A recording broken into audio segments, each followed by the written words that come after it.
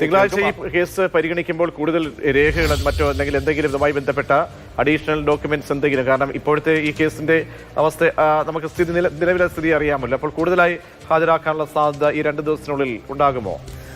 തീർച്ചയായിട്ടും മുൻകൂർ ജാമ്യാപേക്ഷയിൽ വാദം നടക്കണമെങ്കിൽ പോലീസ് റിപ്പോർട്ട് അനിവാര്യമാണ്. പോലീസ് റിപ്പോർട്ട് സമർപ്പിക്കാതെ മുൻകൂർ ജാമ്യാപേക്ഷ പരിഗണിച്ചാലും അതിൽ വാദം നടക്കാറില്ല. അതുകൊണ്ട് തന്നെയാണ് ഇന്ന് ഒരു വിശദമായ ആർഗ്യുമെന്റിലേക്ക് കാര്യങ്ങൾ പോകാതിരുന്നത്.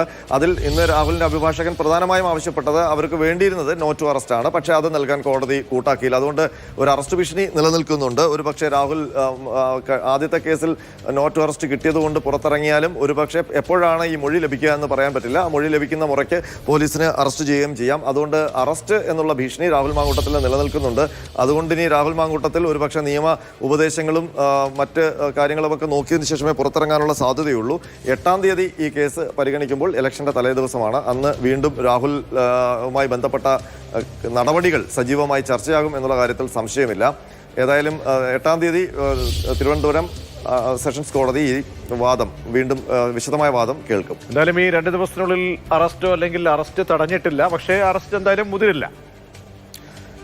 അറസ്റ്റ് ഉണ്ടാകുമോ എന്നുള്ള കാര്യത്തിൽ നമുക്ക് ഉറപ്പ് പറയാൻ പറ്റില്ല. കാരണം അത് പോലീസാണ് അതിനകത്ത് തീരുമാനമെടുക്കേണ്ടത്. രാഹുലിന്റെ 2ാമത്തെ കേസ് ക്രൈംബ്രാഞ്ചാണ് അന്വേഷിക്കുന്നത്. ക്രൈംബ്രാഞ്ചിന്റെ പ്രത്യേക സംഘത്തെ നിയോഗിച്ചിട്ടുണ്ട്. അത് കെ സജീവൻ എന്ന ഡിവൈഎസ്പി ആണ് അന്വേഷണ ഉദ്യോഗസ്ഥൻ. ജി പൂങ്കുഴലിയാണ് അന്വേഷണത്തിന്റെ മേൽനോട്ടം നിർവഹിക്കുന്നത്. അതിൽ നിലവിൽ പെൺകുട്ടി മൊഴി നൽകാം എന്ന് അന്വേഷണ സംഘത്തെ അറിയിച്ചിട്ടുണ്ട്. അത് എപ്പോഴാണ് രേഖപ്പെടുത്തുന്നത്? നമ്മൾ മനസ്സിലാക്കുന്നത് ആ പെൺകുട്ടി കേരളത്തിന് പുറത്താണ്. ഒരുപക്ഷെ അവിടെ പോയിട്ടാകും മൊഴി രേഖപ്പെടുത്തുക എന്നാണ് മനസ്സിലാക്കാൻ കഴിയുന്നത്. അതിനുള്ള സാവകാശമാകും ഇപ്പോൾ നടക്കുന്നത്. അതുകൊണ്ട് തന്നെയാണ് ആ മൊഴി രേഖപ്പെടുത്തി മെഡിക്കൽ പരിശോധനയും പൂർത്തിയാക്കി കഴിഞ്ഞാൽ മാത്രമേ പോലീസിന് റിപ്പോർട്ട് ഫയൽ ചെയ്യാൻ കഴിയൂ. ആ റിപ്പോർട്ട് തിങ്കളാഴ്ചക്കകം ഉണ്ടാകും എന്നുള്ളതാണ്, അല്ലെങ്കിൽ തിങ്കളാഴ്ച ഉണ്ടാകണം എന്നുള്ളതാണ് കോടതി ഇപ്പോൾ പറഞ്ഞിരിക്കുന്നത്. ഇന്നിപ്പോൾ ശനിയാഴ്ചയാണ്.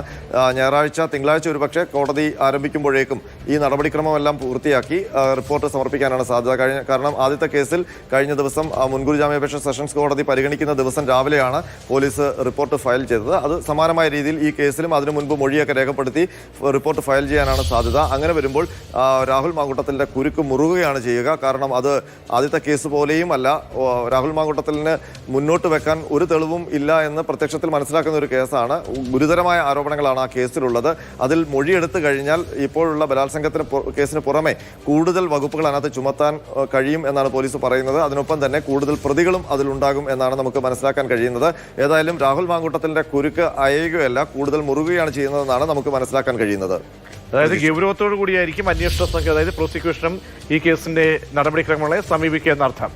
തീർച്ചയായിട്ടും. കാരണം രാഹുൽ മാങ്കൂട്ടത്തിന്റെ അഭിഭാഷകൻ കോടതിയിൽ ഇപ്പോൾ ഈ മുൻകൂർ ജാമ്യാപേക്ഷയിൽ പറഞ്ഞത് 2ാമത്തെ കേസും രാഷ്ട്രീയ പ്രേരിതമാണ് എന്നുള്ളതാണ്. അതിൽ കോടതി എടുത്ത് പ്രോസിക്യൂഷനോട് ചോദിക്കുകയും ചെയ്തു, ഇതിൽ എന്തെങ്കിലും രാഷ്ട്രീയ താല്പര്യങ്ങളുണ്ടോ? കാരണം KPCC പ്രസിഡന്റ് ആണല്ലോ ഈ പരാതി വന്നിരിക്കുന്നതെന്നൊക്കെ. അപ്പോൾ പ്രോസിക്യൂഷൻ പറഞ്ഞാൽ അങ്ങനെയില്ല, KPCC പ്രസിഡന്റ് ആണ് ഇന്റിമേഷൻ നൽകിയിരിക്കുന്നത്.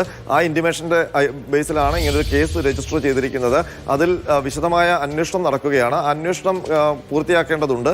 അതുകൊണ്ട് തിങ്കളാഴ്ച കേസ് വീണ്ടും പരിഗണിക്കണം എന്നുള്ളതാണ് പ്രോസിക്യൂഷൻ മുന്നോട്ട് വെച്ചത്. അപ്പോൾ രാഹുലിന്റെ അഭിഭാഷകൻ ചോദിച്ചത് അതുവരെ അറസ്റ്റ് ചെയ്യില്ല എന്നുള്ളൊരു ഉറപ്പ് പ്രോസിക്യൂഷൻ നൽകാൻ കഴിയുമോ എന്നുള്ളതാണ്. പ്രോസിക്യൂഷൻ അതിന് മറുപടി ഒന്നും പറഞ്ഞില്ല. അതിന്റെ അർത്ഥം അറസ്റ്റ് ഉണ്ടാകുമോ എന്നുള്ള കാര്യത്തിൽ ഒരു ഉറപ്പും നൽകാൻ പ്രോസിക്യൂഷന് കഴിയില്ല എന്നുള്ളതാണ്. അതുകൊണ്ട് രാഹുൽ മാങ്കൂട്ടത്തിന്റെ അറസ്റ്റ് ഭീഷണി ഒഴിയുന്നില്ല. പക്ഷേ ഈ ഘട്ടത്തിൽ നിയമപരമായി നമുക്കറിയാം ഒരു മൊഴി കിട്ടാതെ അറസ്റ്റ് ചെയ്യാൻ കഴിയില്ല എന്നുള്ളത്. പക്ഷേ ആ മൊഴി എപ്പോഴുണ്ടാകും എന്നുള്ള കാര്യം നമുക്ക് മുൻകൂട്ടി പറയാൻ പറ്റില്ല.